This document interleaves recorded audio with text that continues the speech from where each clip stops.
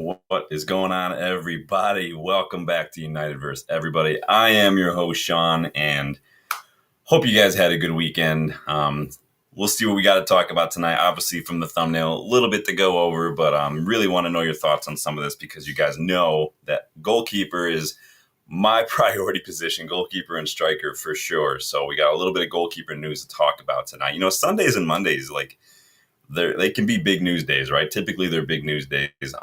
So we do have a few things to discuss. Not a lot, but enough to have a fun little chat. So I wanted to make sure stop by and said hey to everyone. See how your weekend is going. Let me know if you guys did anything fun or interesting this weekend. If you haven't had anything, you've still got some time to kill. You can go watch the Keep Sell video that Dylan and I did. You can go watch the What If episode. There's tons of stuff to watch if you guys get bored for the remainder of your Sunday. But we're going to dive in. So like the video, please subscribe to the channel if you are new. We are on the road to 3K. We'd love to see that get to 3K before the season officially starts. That's a challenge I'm putting out for everybody. So make sure you're liking the video and subscribing and sharing it, even if you feel so inclined. That's the best way to keep this community growing. Love seeing all the new faces. Love seeing the conversation in the chat going. So love that. Check the memberships too to learn how you can get more involved in the channel, content, whatnot, priority chats, readouts, and things like that. All that's detailed in the memberships. Go check out GoGoalShop if you guys want $5 off when you register. There's a code in the video description. You go hit that code when you register. $5 off anything. Even if you're not a United fan, there's other jerseys too. But and then of course go check out the Unitedverse Everybody store. Tons of new designs. I just put out some new ones. I've got another one pending, depending on if we get a new signing, but tons of new items. I just added some hats and whatnot in there, so y'all can go check that out as well. But let's dive in. Let me, of course, as always, want to stop and check in with the chat. Chat looks like it's working tonight, so kudos there. Lucky Singh, as always, getting involved, beat me here. He was here before I was, but big up, Lucky. Says new bidders going in, Brian and Buemo. What happened now? Well, we'll never know. We knew that there was going to be a new bid, right? We talked about that yesterday. We put in a bid a little lower than Brentford wanted. Obviously, Thomas Frank heavily rumored to be going to Spurs. Threw a little bit of a spanner in the works, if you believe some of the rumors out there, in terms of maybe trying to push Spurs to bring in Buemo to Tottenham. We'll see. We knew that there was going to be a second bid. It doesn't happen right away, and we know that at United it tends to be pretty slow, but we'll see what happens. The second bid's coming, right? We know it's coming. It's just that's how transfer negotiations work. But big up, Lucky. Hope you're having a good day. Manchester United fan games, big up. Good evening. Hope you've had a good day. I have had a good. It's been a long day though. You know, I worked out. Had to do like the trimmer, all the bushes and stuff were getting a little overgrown, so I chopped and I mowed the lawn as well. So it's been a fun day. Did some laundry too. It's been a busy Sunday, but hope you had a good day. What are you else saying? Need to talk transfer window again tonight. That's what we're here to do. We're talking goalkeeper targets. We're talking about, Emi Martinez. I wouldn't want to pay as much as the rumors prices for Emi Martinez personally. What is it, like 30, 40? I don't want to pay that much for a 33-year-old keeper who is, quite frankly, in my opinion, on the decline of his career a little bit. I've never thought Emi Martinez was as good as a lot of people did. Same way I feel about like Dusan Vlahovic. I like Dusan Vlahovic. I just don't think he's as good as people say, but I don't think he's bad. I wouldn't want to pay money for Emi Martinez. There are other keepers out there you can get that represent a little bit longer term investment. So, but you'd still take Emi Martinez. Well, I did put a poll out there, so get involved in that poll as we head into the first topic of discussion. But is anybody watching this friendly, Nations League final? Anybody watching it? It's going to Pens, it looks like. I see a lot of Nuno Mendes chatter today. I know that he scored that goal. A lot of United fans raging that we didn't sign Nuno Mendes. You guys know I had my apprehension about Nuno Mendes because of his injuries. I tend not to get too gassed up over an international match. It just is. Again, I say it all the time. Can anyone tell me where James Rodriguez is right now? Or what's his face? Who's that goalkeeper? The Mexican keeper. These guys, they can shine in an international tournament, but that doesn't really make a huge difference. So, but remember, Amorim did coach Nuno Mendes, so maybe he could coach Dorgu and develop Diego Leon as well into similar play. You never know; it could happen. So, who else is in here? I want to make sure I see who's in there. Danny B, big up, Danny. Hope you're doing well, my guy. Hit that like button. Yes, please do hit that like button for me. Danny says, Donna would be incredible top 5 keeper in the world, in my opinion. I don't see it happening. Yeah, and that mean we might as well just jump right into it. So, like he says, hit likes, very stupid. The news is it's a little bit, but we're going to talk about it. Sanjay, pick up Sanjay. Hope you're doing well, Sanjay. Here on time today. Agile beast in the house. Donnarumma, sure, but not for silly money. Yeah, I don't want to overpay for Donnarumma. He's coming into the final year of his contract, so we shouldn't have to pay a lot for a player coming into the final year of his contract. Rob, big up, Rob. Good to see you again, Rob. Hope you're doing well, my friend. You guys, make sure you're hitting that like button. All right, let's take a look at this Donnarumma stuff. So this is coming from French outlet L'Equipe, which is, and the journalist is Tansy Loic, who's popped up here and there over the last 6 months or so with a few. But he claims that both United and Manchester City are interested in PSG goalkeeper Gianluigi Donnarumma. He even goes on to claim, Loic, that Donnarumma has discussed a move to England with his international teammates during this international break. During an interview this week as well, Donnarumma was even told, like, oh, your agent was at Inter Milan's headquarters. And he was like, oh, I didn't even know that. So interesting stuff that agents are just kind of moving mad without their clients knowing about it. But like I said, Donnarumma was coming into the final year of his contract at PSG. And so far, it doesn't sound like there's been a whole lot of progress on a contract renewal, which is kind of where my apprehension of the legitimacy of this rumor is coming from, because you do get this a lot with players that are angling for a new contract, coming into the final year of the contract, that our names do get thrown out. You guys remember Sergio Ramos did it back in like 2014. His agent and him were linking us, and it was a whole thing. And then he got his new contract at Real Madrid. And so French outlet Republica claims that he could be available for just 40 million euros, which is, what is that, like, I don't know, 35 million pounds or something. I don't know the conversion rate off the top of my head. If somebody does know, let me know, but it can't be more than like 35 million pounds. He's on about 8.5 million pounds a year, which is roughly about 164K a week, Donnarumma right now at PSG. So again, kind of makes me feel like he's angling for a new contract. 165K when you're a Champions League winner, when you've been highly regarded goalkeeper for the last, 6, 7, 8 years. I think he's trying to get that new contract. I think he wants to stay at PSG. I think he just wants more wages. And so that's what my gut is telling me on this one. But you guys, let me know what you think about this rumor. Do you think it has legs? Do you think it's legit? I mean, linking the two Manchester clubs to you is a good way to get a new contract, right? Danny says, if Donna is available, I would throw the idea of Martinez out the window. Yeah, I mean, I'm not sold on any Martinez. I'm not entirely sold on Donnarumma. He is a good keeper. I was looking at his numbers earlier on FB Ref, right? And so you look up, I'll read them off to you here. So his numbers they're not great. The goals against is super high. It's 88th percentile, right? So top 12%. But again, goals against, it's like Golden Glove, or clean sheets. I like clean sheets. I don't really attribute that as some sort of feat of the goalkeeper, because literally everybody in front of you defends. If you've got a really good defense, you're going to have a lot of clean sheets. Manuel Neuer had some of the best defenders in the world ahead of him in the early 2010s, right? But he barely had a whole lot of goalkeeping to do. And so other than that, the only thing really that Donnarumma is above average is in crosses stopped. And so he's literally in the 60th, 61st percentile for crosses stopped. So everything else is average or below. His defensive actions, he's not a keeper who's going to come off his line a lot other than this. And because he's so tall, I doubt that if you look at the numbers of defensive action and stuff compared to the cross to stop, you're like, that's interesting. Usually if a keeper's commanding his box, he's going to have a lot. But the thing is, the cross to stop have a lot to do with how tall Donnarumma is. The guy is literally 9 feet tall. So he just doesn't even barely have to get on his tiptoes to stop a cross. So there is some context. You can look at numbers, but then you got to look at what you can see there. And you can see the guy's it's like a 10-foot tall basketball player. he doesn't have any slam dunks. Well, he doesn't have any slam dunks because he doesn't have to jump. Like, it's just what it is. So Manchester United fan game says, as I said, I'd take Emi Martinez, and I still think we can get Emi Martinez. We probably could.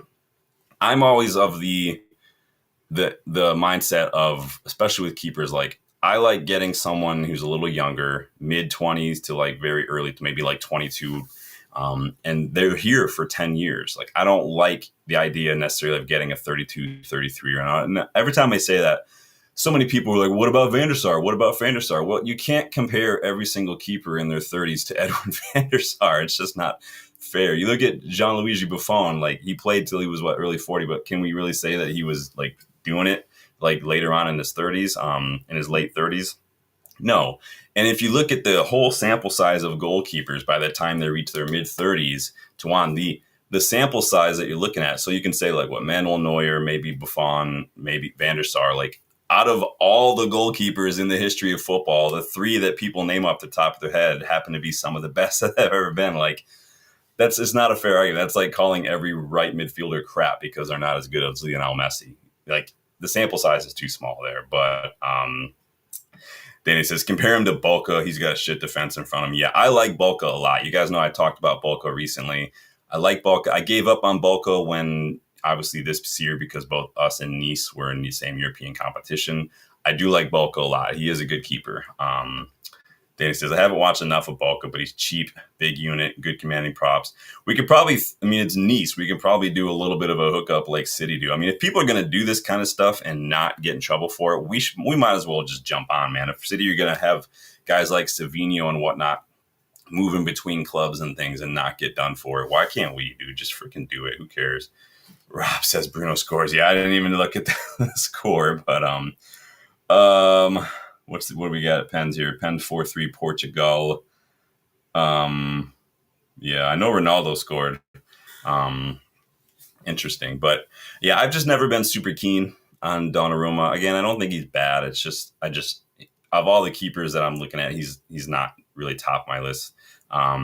This is what it is. What are you guys saying here? So get those votes in. So literally, it's a clean sleeve. All of you all would take Donnarumma. Now, is this just the anybody but Onana mindset, or if you literally, all things being equal, if you lined up all these keepers, would you choose Donnarumma over all the other ones? That's what I'm kind of wanting to know here, because there are a couple out there. I'm not all that keen on like Diogo Costa, for instance. He's always not giving me a whole lot of confidence. He's had like a couple of good matches here and there, but on the whole, I don't really rate Diogo Costa very highly personally. But it is, Danny says, maybe swap him. Dude, you might be onto something. I think Nice could definitely, I think they would take him. Onana, I think they would. I think that going to the French league could be good for Onana personally. It's Nice. They are still kind of in and around. Where do they finish this year? Like fifth or something? I don't remember off the top of my head. Maybe we'll see.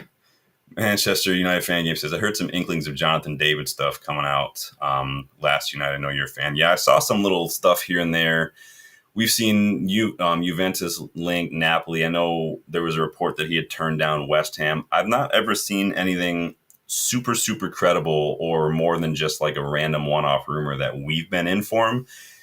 I was in for him. I think he's got good numbers and, again, available as a free agent. So I like what I see. We'll probably hear more about Jonathan David after this Nations League stuff's been done and dusted and whatnot. But Danny says, do you see the links to Ndika? I was crying out to sign him on a free a couple years ago. We're going to get there. Don't jump ahead, because I've got thoughts on Ndika. And anybody who's known about my scouting website that was up for like almost 2 years would know that if you dig around on that scouting website, you will find an old scouting report on Evan Ndika when he was at Eintracht Frankfurt, because that dude was a baller in the 2021-22 season. Whatever this season was right before his final season, he was a baller.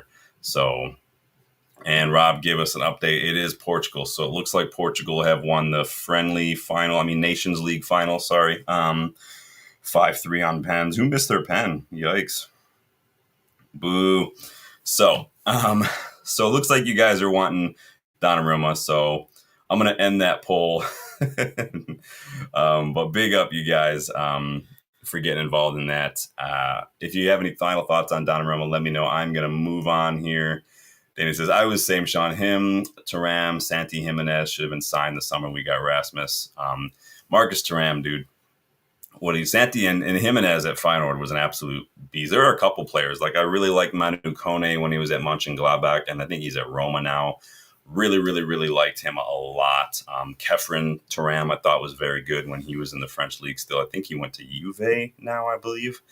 There's a lot of really good midfielders out there. Orkun Kokcu, I really loved at Feyenoord before he went to Benfica. I would still take Orkun Kokcu at United. I think he's a very good, very, very good midfielder.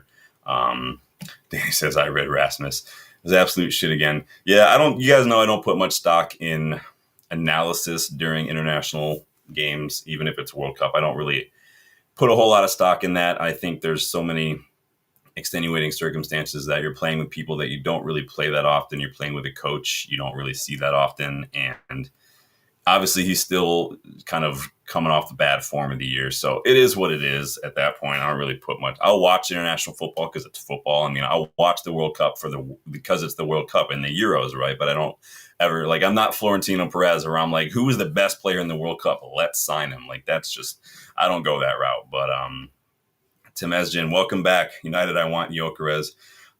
We do got Cunha. Cunha's coming. So yeah, he wants everybody. Danny says stats were shocking. They probably were. I mean, he's having a very, very, very rough year. So I think Rasmus is kind of giving me the same vibes as Donny van de Beek was giving me in his last season. I think it's better, man, just for I care more about just at this point, it's not even about your crap. I don't want United. It's more dude, for you and your career, you need to go someplace and just find a system, find a club that works for you, fits the way you want to play, and just get out of the spotlight, get out of the pressure, and just go play, man, and just grow and develop and let it be that. If it needs to be alone with an obligation, whatever, I don't care. It's just at this point, even just for him, just go and play, man. Get out of here. Wants to know what's going on with the Bueno. Nothing yet, man. We made a bid. It wasn't accepted, and then we're probably going to go in for another one that's, I've seen some wage talk today that it was 150, 60 up to maybe 200K a week with potential bonuses or something for the wages. So nowhere near the 250K that we were given to believe, of course, surprise, surprise. So we'll see though. I'm sure you'll probably get something tomorrow that it's been accepted. I'm sure we're probably going to get a here we go tomorrow. And then maybe Tuesday we'll get an announcement. Although we did move pretty fast when we did the Cunha thing. So you never know. But yeah, like Danny says, probably done deal tomorrow. We'll probably get a here we go tomorrow. So we'll be waiting for that. And then if that is a done deal, if we get Mbeumo, keep a lookout in the UVE store because there will be a fun little new shirt design popping up in celebration of Mbeumo. So moving on, though, we got a big piece of news today from Fabrizio Romano regarding a very highly coveted striker, player that we've been linked with over and over again, a player that a lot of us probably kind of moved on from because he looked like he was going to Al Hilal. Well, nope, not so much, not so fast. Apparently, Victor Oshiman has rejected Al Hilal's proposal after they've come back over and over and over again, increased the yearly salary. I think it started at 30, went to 35, and then it went to 40 or 45 million a year. And he rejected it. So apparently Napoli and Al Hilal had agreed on a 75 million euro fee, but Oshiman said no. Galatasaray are reportedly interested in bringing him back. I know he had a really good time at Galatasaray, so you never know what could happen there. Ben Jacobs adds that even Al Hilal's new coach, Simone Inzaghi, who, people didn't realize that, he literally left Inter Milan after the final and went to the Saudi League. So that's interesting. But even he apparently got involved, reached out to Oshiman, tried to get him to come and didn't really work out. So PSG linked. I think PSG could really do with a player like that, but they're also doing really well without their big name stars. So maybe that could be Juventus were linked as well and by Ben Jacobs. And he reminded us too that PSG actually agreed to personal terms with Oshiman a year ago, but that didn't end up happening because they couldn't come to an agreement with Napoli on that either. So let's see what's happening. Raja, big up. You will take Villa Onana. I like Onana at Villa. He's going to be expensive though. Villa have a couple players that I like. I really like Morgan Rogers. Really like Boubacar Kamara. I think he's a very good player. I wanted us to get Boubacar Kamara when he was available as a free agent from Marseille a couple years back. Villa got him for free. And he was captaining Marseille even when he was young, like young.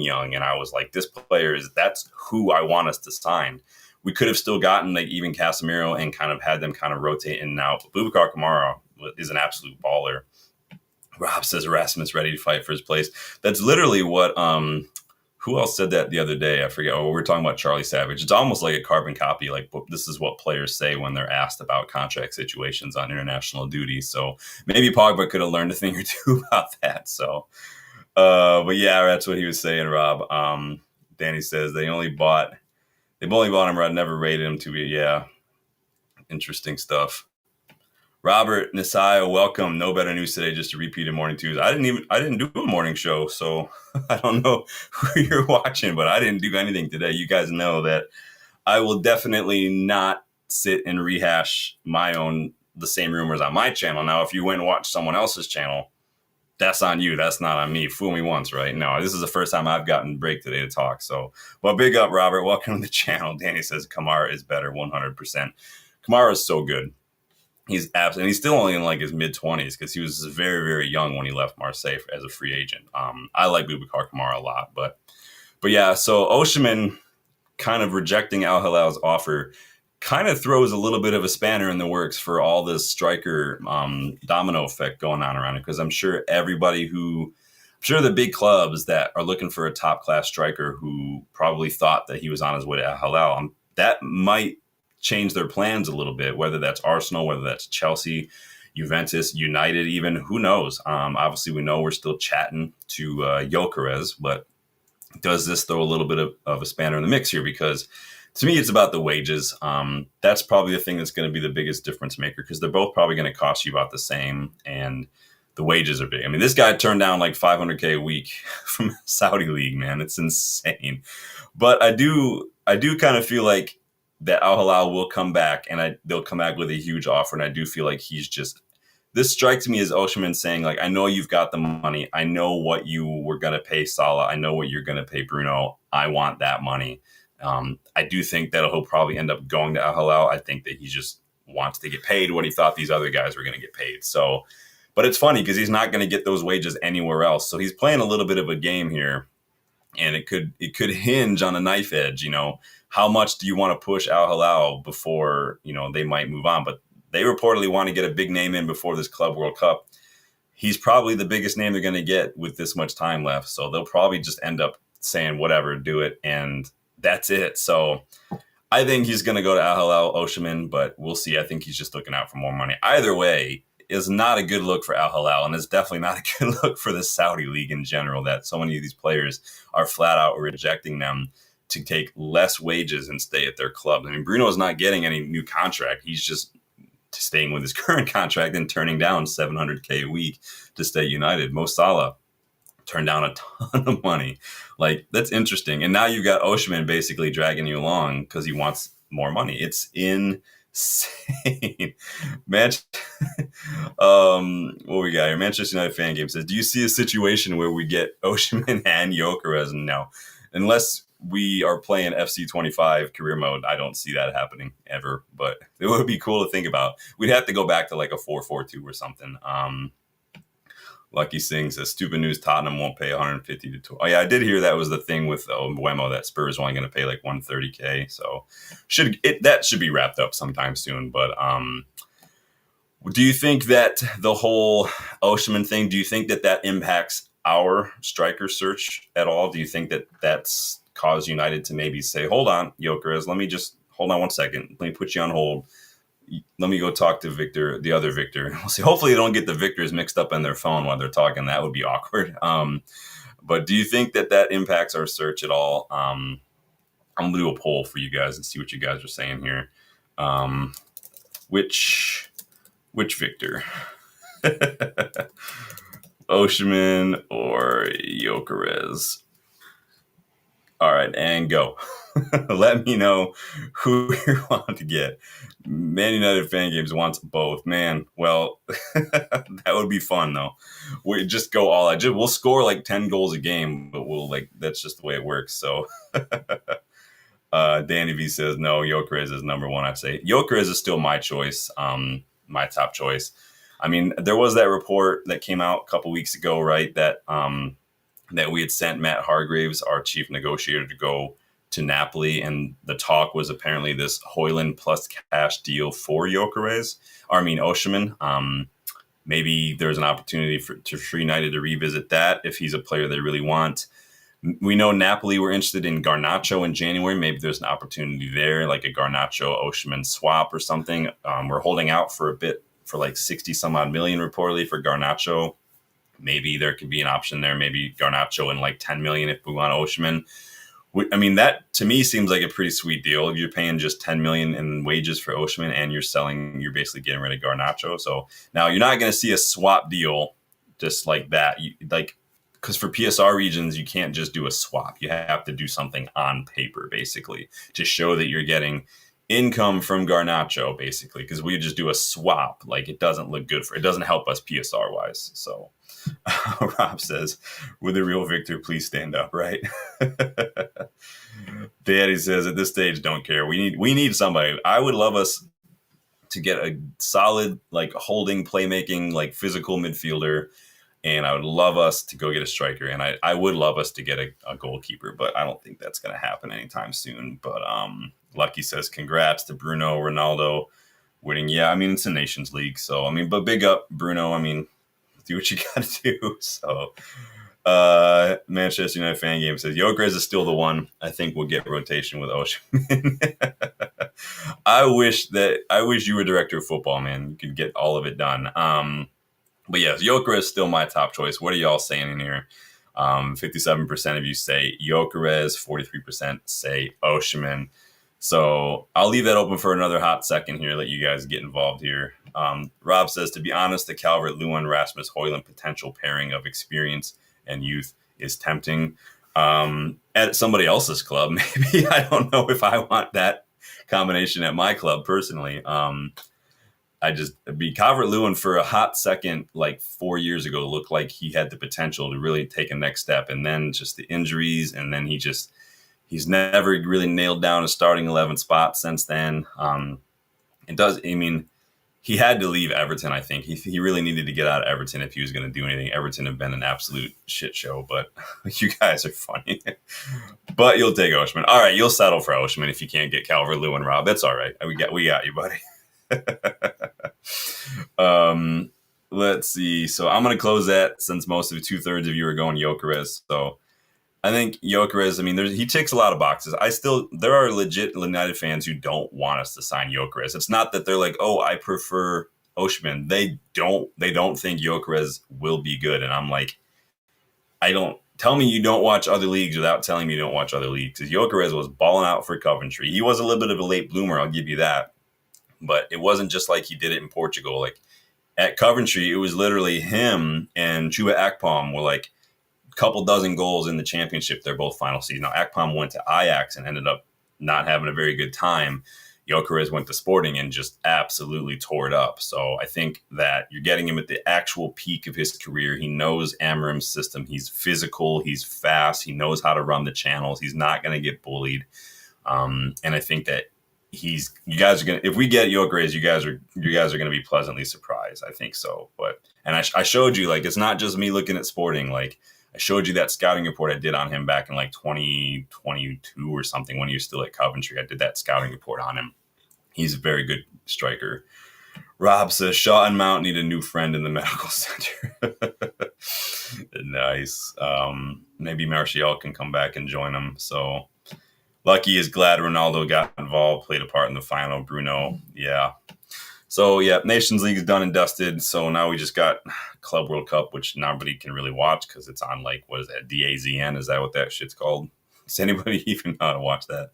On Gyokeres, though, Fabrizio Romano did add today that United have held further discussions with all parties involved regarding this Gyokeres deal. They're trying to just keep themselves abreast of the current situation. Which way is he leaning? What's he thinking?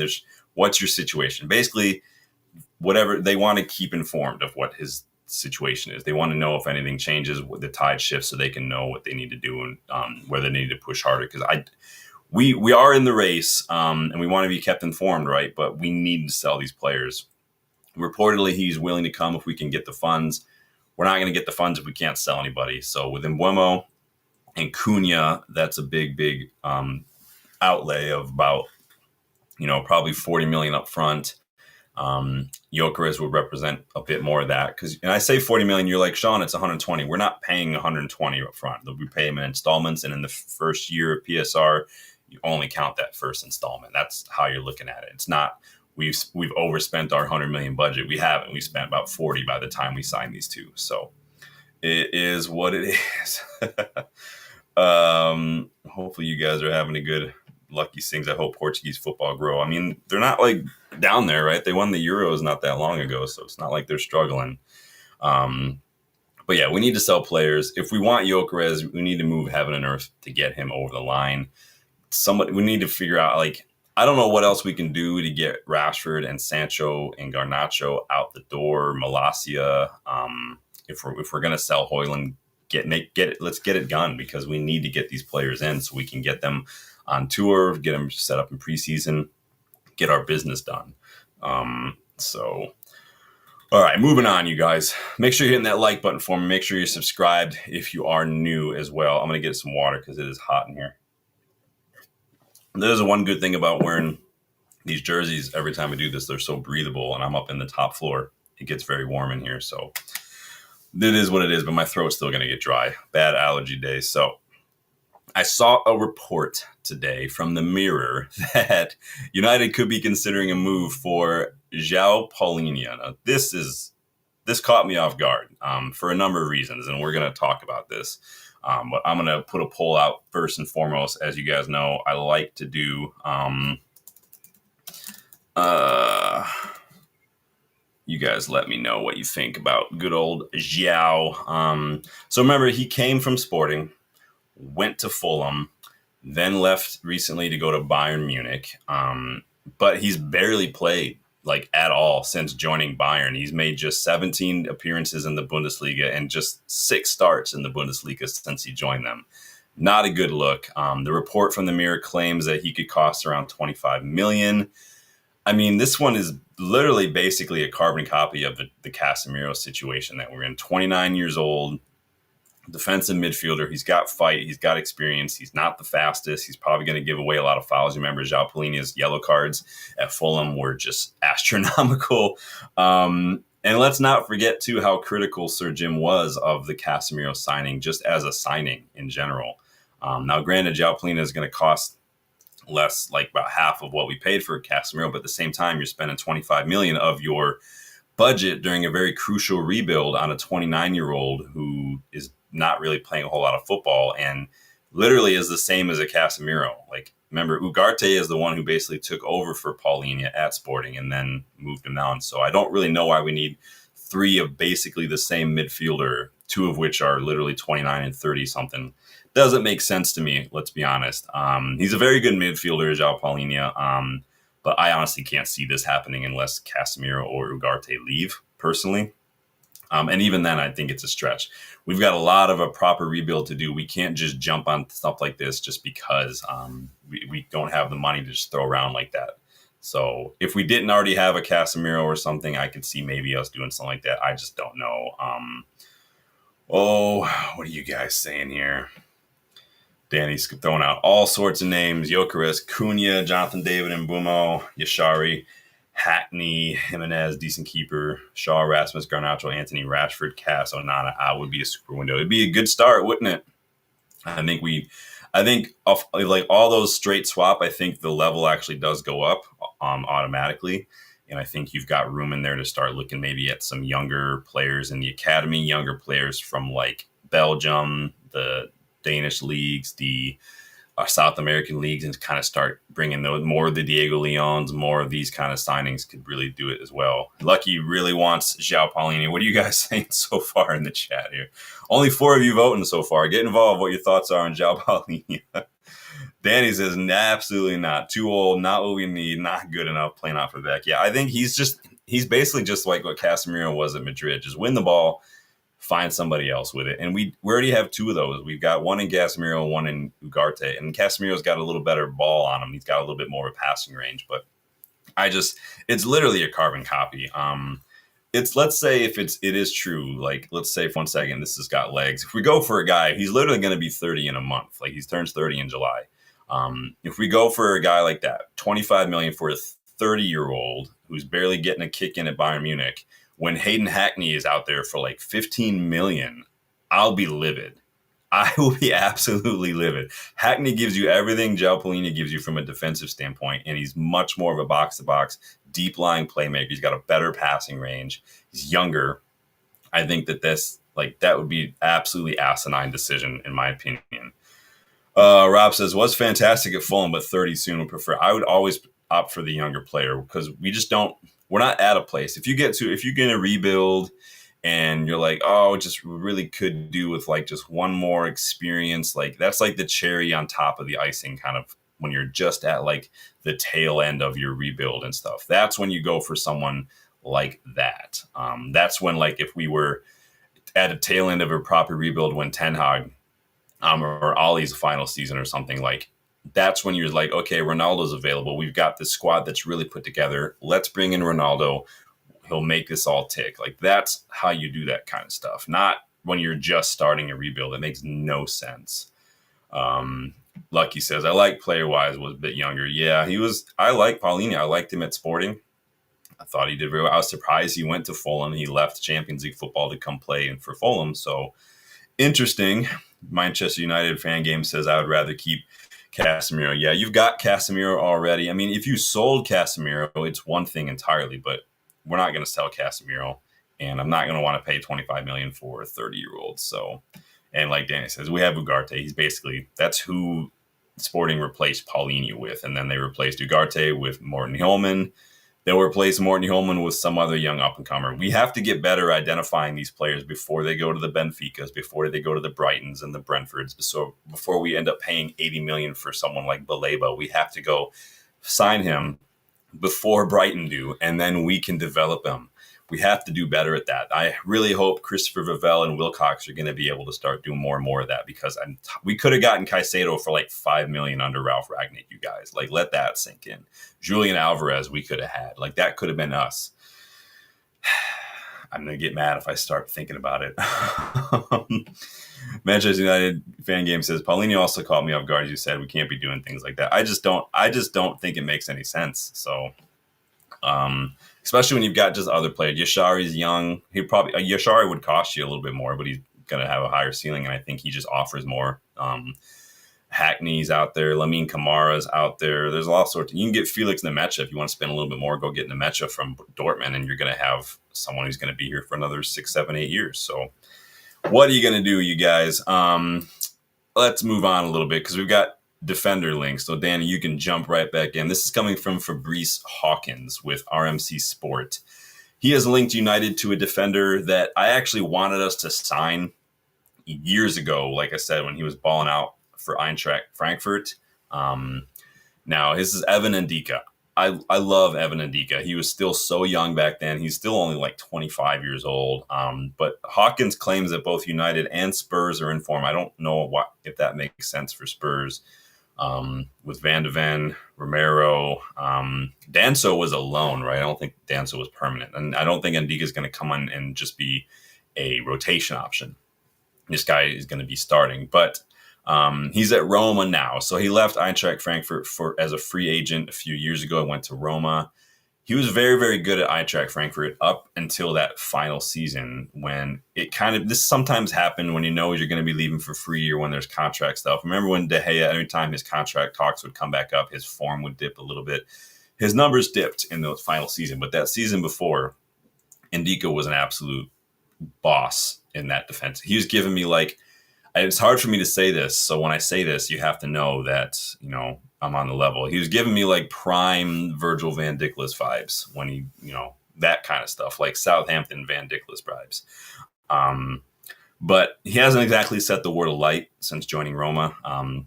Hawkins reports that 40 million euros would get it done. And this is where I start to kind of lose faith in this, is because I don't really think we're in for a center back at all this summer, unless some sort of miraculous deal pops up. I don't think we're going to be in for one. I'm not saying I wouldn't sign one. You guys know I want a left-sided center back. I just don't think that United are really in for one. I don't think it's high on the priorities. I think it's right there with keeper as like, if something happens, if we get a bunch of money from player sales or something, then we will maybe take a look at this. Or if someone comes in with a crazy offer for Onana, then we'd be stupid not to take it. I think our name is just being thrown out there for clicks or for interest in the player. But what else is new, right? What did you guys end up saying about Paulinho? Let me go back and check. So 57% of you say no. So I'm going to close that down here. But I do like Ndika. I just, if he can get his form back, cool. But 40 million is a lot. But I mean, all things being equal, it's not a lot for a 25-year-old, center back. But I just don't think that the club is interested in center backs right now. But what are you gonna do? Yeah, like he says, get time to get the next South American talent. Go get. I mean, all these players that Danny and I have been talking about are going to like Bologna and Parma and stuff. They all go to Italy for some reason. I'm gonna have to come up with a whole new list of names. I did give you some the other day, so. I've talked about some strikers and a couple of players. Yeah, I gave you 3 yesterday, so go back and watch that video if you haven't yet. But Nika's good. He's a good defender. He was better at Frankfurt than he is at Roma, but we'll see. I think that he had the potential to be literally like the next captain, and then it just, I don't know what happened. Something happened with his confidence or something, and he just, that last season at Frankfurt just got a little bit shaky. Lionheart's better late than never, my guy. Good to see you. Hope you're doing well. We're just wrapping up some news here. We're just talking little defenders, João Paulinho and whatnot. In other news and some outgoing news, well, really not outgoing news, past outgoing news. We talked a little bit the other day about how Charlie Savage could be on his way out of Reading, and United do have a bit of a sell-on clause there. I think they've got a 50% sell-on clause with Charlie Savage, but we could be set to cash in on yet another sell-on clause of a former youngster. So we got Alvaro going to Real Madrid, Charlie Savage. We still got guys out there like Cambuala, Zidane Iqbal.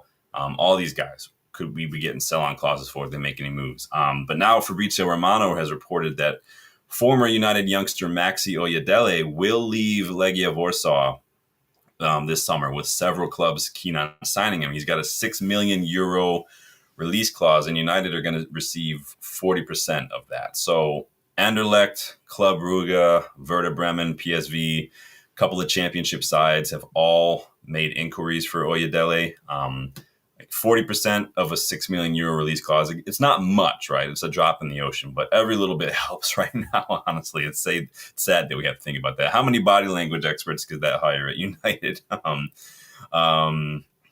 Yeah, it was Oyedele. Yeah, so that was a big news coming from Romano today. So a little bit of Charlie Savage, a little bit of our. I mean, we could be getting a decent chunk of change just from sell-on clauses this summer alone. So if you say nothing else about the way we've sold some of these youngsters, we were smart to put in some of these sell-on clauses. We have sell-on clauses with guys like Van de Beek and stuff too, and bonuses and stuff. So the more Van de Beek plays at Girona, the more money we get. So. Interesting stuff. I remember Oyedele on preseason, not this past year. I think it was the year before. I think I remember him wearing he was wearing the green and white stripe, that nasty looking shirt that we had a couple years. I hated that jersey. It was the worst thing ever. It just looked like some old Bugle Boy shit that I wore when I was 11. That's just what it reminded me of, which I know is a style. So I probably sound old, but it's just not my thing. So. What are you going to do? But I remember him playing there. He looked halfway decent. But not every youngster that comes through is gonna make it. And it doesn't mean they're bad. It's just there's levels to this. Sometimes you do want him to go off and do something. Look at Angel Gomez. I mean, he's doing great, and you're happy for him. So not everybody's going to work it out just because they're good. Just because Anthony Elanga is doing really well at Forest doesn't mean he would have done that at United. Forest play a system, same with like Rashford at Villa. Like they play a system that really suits these players. That's why I said yesterday, Garnacho could really do well at Villa. They play a quick transition, counterattacking style that suits him to a T. The same with Anthony Langa at Forest. So there's differences, and that's why I've said many times don't look at the transfer just on its face. You got to look at context, and context is the system that they play, and that's going to play a huge role. So we just don't play that quick counterattack. And there's a reason guys like Ollie got a lot out of Elanga and Rashford. It's just and then Ten Hag even in his first season because he kind of went back to the counterattacking. But Danny says he thought Oyedele was better than Collier. I only remember seeing him in that one preseason match. Collier has looked good. He's never fit. And I'm starting to just like forget about Collier a little bit. He's just never fit. Mengi, that's the other one I was trying to think of. Mengi was another one. Forsen was another one. Who was the other? Aaron Hansen Aaron or something, one of those hyphenated names. He was another one who wanted to go play. I thought he went to like Werder Bremen. He might be playing in like Nordjylland now or something. I don't know off the top of my head. Man United fan game says, I'm not worried about Spurs getting Mbeumo. I still think we'll sign him. Yeah, I don't think that he could go. I mean, Brennan Johnson would have to go off to he'd have to go to the left side because Mbeumo plays on the right. Don't they? Who was that other guy they signed, that winger? Solomon, is that his name? Where is he at? Whatever happened to that kid? I'm surprised honestly, if I were Spurs, because Son left for free, right? Spurs should go get Ndiaye from Everton. Is that how you say his name? Ndiaye? I think he would suit Spurs to a T. But again, it's Thomas Frank, so it's very different than Ange Ball. But he's been very, very good for Everton this season. So French kid too. Yeah, that Solomon kid, I feel like, right? I can't remember now. So we do have a bunch of youngsters too. Like Lucky Singh says, let's keep work with them, not for sale. Lacey, Morehouse, Diego Leon, Obi, Comison. Yeah, I want Comison to be put into this first team. Who we got here? Lyle, look, my comments are working today. Evie Muck's got its shit together. So big up, Lyle. Welcome back. Please, guys, make sure you hit that like button for me if you haven't yet. Like I said, not a ton of news, but we're getting a lot out of it. I'm having a really good discussion with you guys. Danny says, are they signing Tell? I don't know what was going on with Matthias Tell. Let's see. Are they doing anything? Doesn't look like they are. So I'm seeing a lot of stuff here. Matthias Tell bids farewell. Tottenham exit concerns. Yeah. But now I've got another one. Hold on. Let me see. Matthias Tell to remain at Spurs. Official announcement. Let me see here. 45 million buy option included the agreement. So one site says it's going to be made permanent. So Tottenham confirmed on Saturday that Fraser Forster, Alfie Whiteman, Sergio Reguilon have all departed the club. So we saw all those guys left. Timo Werner has returned to Leipzig. No mention of Tell. So basically, nothing's been confirmed. So that site is basically saying because they didn't mention Tell on the farewell that he was staying. But then another website here, what's this one say? This is Footballer Insider 24/7. I know you guys having fun with this. I'm just reading it as we go along here. June 5th, Tell is open to staying permanently, but Spurs transfer plans have now been thrown into doubt. So big part of that was Postecoglou was kind of a crucial role in getting Tell over the line. But now that he's gone, we will see here what happens. So nothing, no news yet, but we'll see. Why would you take him, Danny? Is that what you're trying to ask?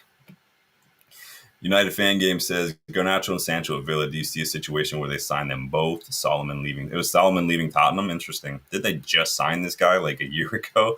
Odebear, that's the other guy, Danny. Yeah, that's the other one. They got Odebear. And I feel like there was another one in there too. I can't remember now. They had a couple of youngsters coming through this season, Spurs. And then Lucas Bergwall. Lucas Bergwall was an absolute steal pickup. Whoever scouted and signed that dude should be given a raise for sure. Lyle Wilson says, Sean, you got rid of the Gremlins. Yeah, I have no idea. Both my computers were absolutely messing up yesterday. I think it was because this new one needed an update. I only use the new one literally for streaming. The old one I use for the notes and thumbnails and all the other stuff. So if the new one's got issues, then I'm going to be an angry panda. But yes, looks like we're back to normal. But big up, man. Glad to see you back. Like I said, that doesn't normally happen. So Rob says Ben Davies is signed for another year. Interesting. Trying to minimize their unnecessary spending so they can maybe give Thomas Frank, if he ends up signing the deal, a little bit more. So Danny would not take Matthias Del. He didn't exactly set the world alight, did he? But it is what it is. It's just so funny when you look at the differences in the way these kind of deals are reported, because if we had done the same deal that Spurs did for Matthias Tel, the narrative would be completely different. They'd be putting out stats of how much he walked at Bayern Munich like they did with Cunha. Oh, it's ridiculous. United Fan Game said, heard Solomon will be leaving Spurs this summer, and Wemel only wants to sign for Manchester United. So I'm not worried. Yeah, well, even if Solomon left, they've still got Brennan Johnson, who's basically their starter. They've still got Kulusevski. Don't forget, Kulusevski's still kicking around out there. Like, they need a left-sider. They need to go get Ndai from Everton. I think he would fit in very, very well. But let's see. Yeah. So Maxi Oyedele, I know another youngster some of us probably forgotten about. Like Danny mentioned, Ted Mengi. I completely forgot about Ted Mengi. He was at Luton Town for a minute, wasn't he? Is that where he was? Chong, another one. Don't forget about Tahith Chong as well. He was at Luton Town. Hannibal at Burnley. So we'll be getting a little bit of a reunion with Hannibal. And Hannibal is going to absolutely 2-foot tackle everybody at United when we play Burnley this year. Hannibal is good for that. Remember when he came on against Liverpool and was just tackling everything that moved? Like, it is so funny. Liverpool fans are all here like raging, like he's gonna kill somebody. I'm like, I don't even care, man. This kid, he gets it. I don't even care. So let's move on to another player. So one player we moved on, a youngster we could be getting some money for. Let's move on to one that we've been basically trying to sell for over a year now. But maybe third time's a charm. So Darmesh Sheth with Sky Sports claimed today that Borussia Dortmund are now once again apparently interested in bringing Jadon Sancho back to Dortmund again, apparently. Allegedly, the report claims that they've asked to be kept informed of Sancho's situation at United. His situation is he's a little brat and we don't want him. That's the situation. He's on $300K a week. He throws his toys out of the pram. He's a little coward who only goes on social media like he's 12 years old. And he's been garbage since he signed for us. He just has. He can't handle Premier League football. He cannot. He did not do anything at Chelsea. He couldn't do it at United. He's not once that he... The best memory I have of Sancho at United, it was literally turning Virgil van Dijk into a meme a couple years ago. Like Ten Hag's first season or something. Remember that when we beat Liverpool? That's about the only good memory I have of Sancho in the United shirt. And that was it. But we'll see what happens there. Dortmund they did just sign Joe Bellingham. That was the here we go. So how original. Just go from one Bellingham to the next. I don't think Job is as good as his brother. He's definitely not going to sell for like 100 million like Jude did, but he'll go. They could probably flip that for like 50, 60 million if he continues the way he looks at Sunderland. But it's interesting that they sold him. I mean, that's going to be a big help for Sunderland now that they got promotion, so they can little extra money to work with, strengthen coming into the league. I mean, obviously the goal for Sunderland now is to not get relegated. Now they got rid of one of their better players. If they can hold on to guys, someone like Chris Rigg and whatnot, that'll be a big help as well. But I think the all goals. So maybe we could do something with Sunderland, maybe get Rigg in, who knows. But let's see what you guys are saying here. Danny thinks it'll be a loan. I mean, how many loans does this guy want before you get the hint, right? We loaned him to Dortmund. We loaned him to Chelsea. Chelsea don't want him. Take the hint, Brood, and maybe just humble yourself a little bit, right, Jaden? Like, we don't want you, dude. We're paying wages so you can play not for us, dude. We don't want you here. Danny says we pay 25% of his wages too for fucks. I don't even care. Like, if that's what it takes to get him out of here, get him gone. Taking 25% of the wages is fine because that's 75% that we don't have to pay anymore. Like he says, he's going to go for a permanent move to Juventus. Yeah, I did see those links. We talked about those links last week. That could be a good move for him, obviously, Juventus. I think it could be a really good move for him. Rob says, does Sancho have dodgy pictures of the chairman there or something? I have no idea, man. He's just, if he goes back to Dortmund, that's pretty much just saying like to yourself and everyone, like, this is my level. Like, he's like, okay, you can't hang in the Premier League. I get it. Maybe the pressure United, like every little thing, you're expected to come in United to be an instant hit more often than not, especially with the reputation that he had when we signed him, the amount we paid for him. I get that. But just humble yourself. go play some football. I don't care if you go to like Galatasaray or whatever. Like Juve could be a good fit for him. Just go. I mean, go to AC Milan or something. I don't know, man. Go get.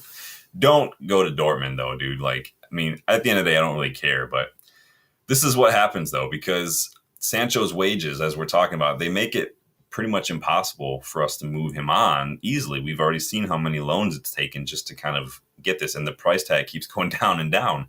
And this is what we do to ourselves. Anthony's wages are making it difficult. Rashford's wages are going to make it difficult. Like, we shoot ourselves in the foot time and time again with the contracts we hand out. It's like trick or treat. Everybody just rocks up and we're like, here you go, 250K, 300K. Anthony, what were you on at Ajax? 20K? Here's 10 times that, buddy. We're just giving everybody contracts like that. And it's no surprise that we're stuck with them until they leave for free. Look at Martial, look at Varane, look at David De Gea. Like, we're shooting ourselves in the foot and it's killing us. There's no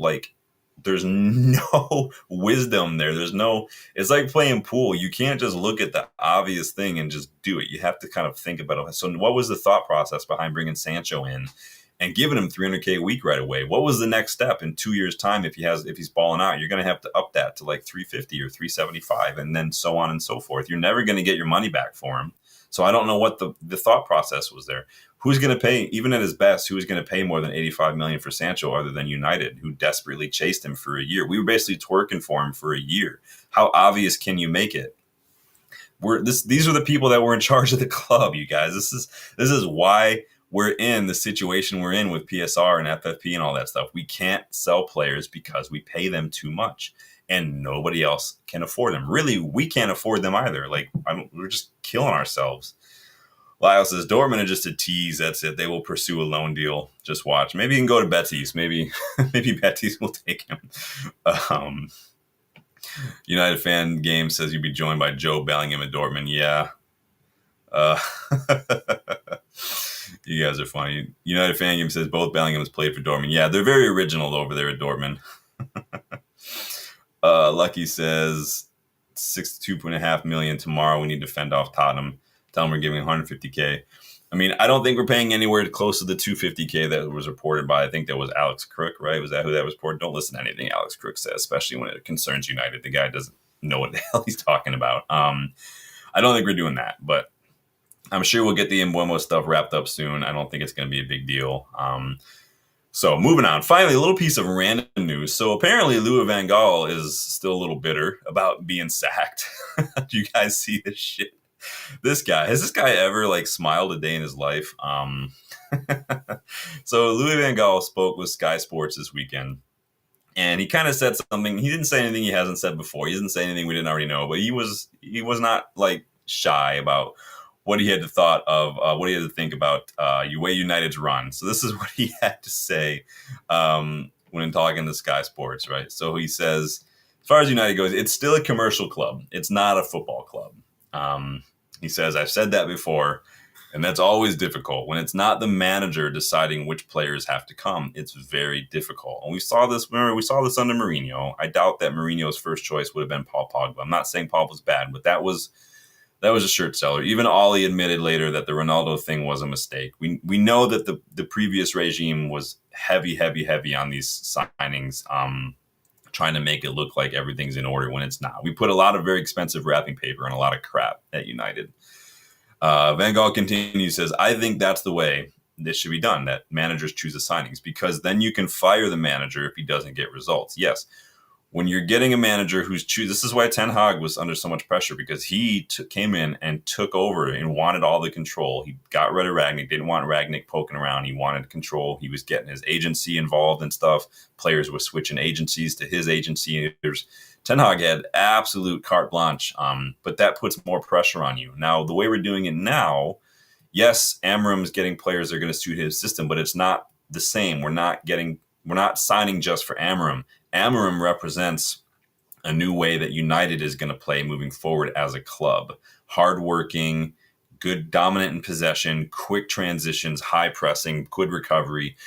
This is the way we're trying to get the physicality back to this club, and Amorim is a part of that. So Van Gaal says, but when other people buy the players, then you have a problem. You need to have the knowledge of the manager, the orientation of the manager, because he has to train them. I think it should always be like that. I mean, he's not wrong, right? Literally, he's not wrong. He's not saying anything that we don't know, anything we haven't already said. This club is more of a commercial club than a football club. We know that. That's the reason Jurgen Klopp turned us down. We approached Jurgen Klopp to be our manager. He turned us down for that reason. That was a dark spell for us. The whole between like 2013 through like 2020, it was awful in a lot of ways. Now Mourinho came in 16-17 in that season and gave us back some trophies and kind of made everybody start to feel a little better. Obviously, Europa League final, but it's not anything we didn't already know. And you can clearly tell that he really feels that, it's not the way to run a football club. He doesn't even call it a football club. And so I agree. I mean, he's not wrong. Like I said, Danny says LPG legend. Yeah. Do you guys remember where he ranked? So remember when Dylan came in and we ranked our post-Fergie managers? I forget where LVG finished. I think he probably finished like fourth. I think it was like Moisey, Louis van Gaal. I think Ollie for me was fifth, Mourinho, and then Ten Hag, or maybe Ten Hag and Mourinho. I don't remember, but I can't remember. I have to go back and watch. If you haven't watched those yet, go back and watch. Those were fun to do. We did that. We did post our top 5 post-Fergie signings. Dylan and I ranked ours as well. So those are a fun couple videos. So Lucky sings that he's correct on Dirty Glazers Family Commercial Club. We were all just about what's going to give us, because it's not just the shirt selling thing. That is a myth. Don't believe the whole shirt selling thing. Now, it's a myth and it isn't at the same time. Now, Kieran Maguire did a really good article on this a while back. I've cited it a couple times. Shirt selling is a myth. Shirt selling, you don't get hard revenue from shirt sales unless it's literally the one in the gazillion, like when Ronaldo actually made us back money in shirt sales when he came back. That never happens. The one thing you do get that looks good from shirt sellers is the number of shirts sold. It looks really good. Like, you're not going to make money if like Mo Salah or like Paul Pogba sell shirts, but it will look good to your board and your stockholders when you can say, well, we sold 100 million Pogba shirts. Like, you don't get a lot of that money. Adidas already paid us the money. That is what it is. Plus, the markup on shirts is not a lot. But it does look good when you say we've sold this many units. So it's a myth and it's not. So keep that in mind. But those are the kind of things that the old regime was interested in. What looks good? What boosts the stock price? What looks good to sponsors? What gets more sponsors and things? What kind of star power can we get? How can we get more people? That's what they were focused on. And they didn't care about what happened on the pitch unless we missed out on Champions League and it cost them a possible dividend. So like he says, United ship out wages. We do. We hand it out like candy on Halloween, dude. United Fan Game says, Make Van Gaal is right in some respect. Yeah, he is definitely right. He's not wrong. He's not saying, like, Ronaldo didn't say a whole lot in his interview with Piers Morgan that wasn't true, but you just can't say it. Ralph Ragnick didn't say anything that wasn't true when he said this club needs open heart surgery. Roy Keane probably didn't say anything wasn't true in the interview that you won't be able to find anywhere that got him sold. It is what it is. Garnacho didn't say anything that wasn't true when he complained about only coming on for 20 minutes in the final. We all knew that, but you just can't say it. Louis van Gaal doesn't care. I don't think Louis van Gaal has ever cared what anyone's thought about him. Like he says, well done, Louis van Gaal. Yes, well done, my friend. We get involved in the chat. What's your favorite Louis van Gaal United moment? Was it Mike Smalling? Was it S&M? What was it when he fell trying to talk to the ref? What was your favorite moment? Rap says, hit that like button, United. And yes, please do, you guys. We are about wrapped up, but I do want to know your favorite Lou Van Gaal moments before you guys go. Let's see. United Fan Game says, you're not wrong. We are a commercial club, but I hope that changes this year. We're still struggling to sell players. Yeah, we went from being a commercial club to being a, let's fire everybody that works here club. I'm sure if a DoorDasher showed up to give something to one of the stewards for lunch, Sir Jim would be like, you're fired. Get out. You're done. Danny says, throwing himself on the floor. That's probably one of my favorites because it was just so out there, man. Or when he was holding up the clipboard showing all the possession stats, that was an interesting one too. Maybe it was all those 0-0 draws. I don't know, but he did win the FA Cup final, so you can't fault him for that. But the guy knew he was gone literally while they were celebrating. Rooney said it a few months back during an interview, you could tell something was off. Even during the celebration in the dressing room, like he knew he was going. It is what it is. So Ange Postecoglou joins the coveted crowd of managers fired the day after winning a trophy. So didn't Mourinho, or was it Mourinho or Nuno who got fired before a cup final or something at Spurs? I don't remember what that was. Somebody let me know. He says we overpaid on players, United fan games. We do. We do. Last says the ref moment for me is also the long ball claims when he brought out receipts. Yeah, Louis van Gaal, man, he was gold. I don't like Mourinho, but you can't deny the guy was absolute gold and oppressor. So funny. Lucky Singh says new stadium crucial. Yeah, I mean we are working on that. We talked about that news yesterday that the mayor and everybody, they were forming basically a little task force. That's the job now, is to secure the land and then get all the development plans sorted and all the logistics and the materials and figure out all that. I'm trying to see if there's any last minute news before I let you guys get out of here. I don't really see anything else here. It does look like Ronaldo is done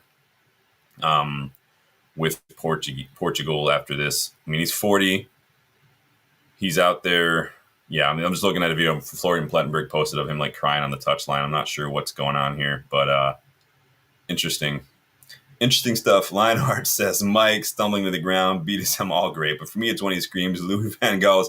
What do you say, Louis van Gaal's Red Army? Oh, that's funny. My dad met him.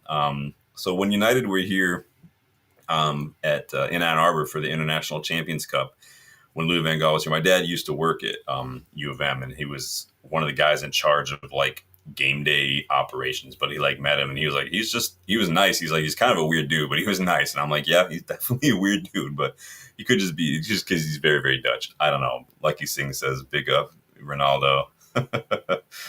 Manchester United fan gives, I can't think of a favorite LVG moment off the top of my head, but needed to be sacked. I think the football he played, I do think that he probably, on the whole, he probably deserved a bit more time, but I do think that the football that he played was just about as opposite of United as you can get. But you're going to get this from Dutch managers. I said this to people when we signed Ten Hag, like Dutch managers tend to favor the system over the player, and they will persist with the system because they think it's the right way to play. Very possession, very slow, very high percentage passing, not very many risks and creativity and flair. And you do stifle a lot of these players. You can't have a player like Memphis Depay playing for someone like Louis van Gaal. It just doesn't work. So you guys remember Memphis Depay? But big up Louis van Gaal. Legend. Danny says fucking legend. Oh, let's fucking go. I got time for Louis van Gaal, but what are you going to do? But that's pretty much going to be it for me, you guys. I do appreciate you stopping by. Please make sure you're hitting that like button on the way out. Make sure you are hitting the subscribe button too. Please, love to see the community grow. Check the memberships to learn how you can get more involved in the content, in the chats, and all that stuff. Go check out the UVE store. Tons of new designs. There could be a sale coming up towards the end of the month, so keep an eye out for that. But and then check out that GoGoalShop link in the description if you guys want to get $5 off a jersey, tracksuit, whatever, if you use that code to register. So until next time, you guys, hopefully we'll be popping back in tomorrow with some Mbumo news. Until then, enjoy the rest of your weekend, and I will see you guys on the next one, all right? Take it easy. Later.